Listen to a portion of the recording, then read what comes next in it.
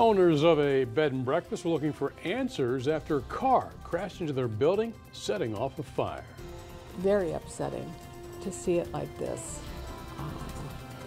because we've taken care of the building for 20+ years, and to see it in this disarray, it's really heartbreaking. Just how much damage they're facing. Good evening. I'm Paul Butler. And I'm Chris Weimer. Welcome to WBOC News at 7. The building that holds the Towers Bed and Breakfast in Milford has its origins in a structure built in 1783, and it's sat as it does today since 1891. And now, after a devastating fire over the weekend, the owners are rebuilding. Our Sussex County Bureau Chief, Evan Koslov, joins us in the Bureau. And Evan, the destruction was caused by a car. That's right, Paul, and it was Saturday night that the car took a right onto North Street from Front Street, and for reasons that police don't yet know, it lost control and hit the bed and breakfast.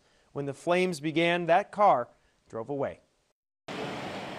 If you love Milford, love history, or love both, then you probably know about Towers Bed and Breakfast. It sits in this building, which has its roots in the late 18th century. But Saturday night, devastation. This was video sent to us by news watcher Stephen Jordan showing the building ablaze. A car hit the building while making a turn, piercing a propane line and causing a 3-story fire. A spark, of course, started the fire, I expect, in the gas, and it shot up through the wall. Now this is what's left Monday morning, as shown by owners Rhonda and Daniel Bond. They were in Georgia when they got the call. It shouldn't have happened first. I mean, it's one of these accidents that was due to human mistakes. It means a lot to us, and we intend to get it back to the way it was as quickly as possible. And what makes this especially devastating is the historical nature of these homes. Take these windows right here. These are from 1891, brought over from Italy. It's rippled stained glass. As you can see, fortunately, the windows are still in pretty good shape. But despite the windows, there is still extensive damage on the east side of the home, something that Rhonda says is pretty emotional. It's pretty devastating because this has been a labor of love. We spend a great deal of our time here and our energy. Meanwhile, Alfred Schwartz is the innkeeper for the hotel and said his 3 dogs were trapped inside when he first arrived at the fire. He explained his first interaction with a Milford firefighter. First words out of his mouth was, "Your dogs are okay." And I almost broke one of his ribs. I grabbed him so hard. I was so happy. The damage is done. Now it's time to rebuild.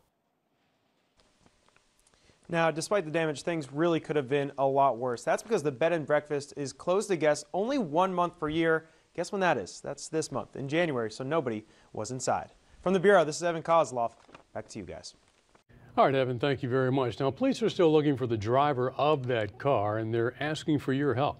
If you have any information there asking you to contact the Delaware Crime Stoppers, send this number at 1-800-TIP-3333. Now, as for the damages, the state fire marshal estimates it at $50,000. But today we spoke with Gale Force Restoration, the company repairing the bed and breakfast.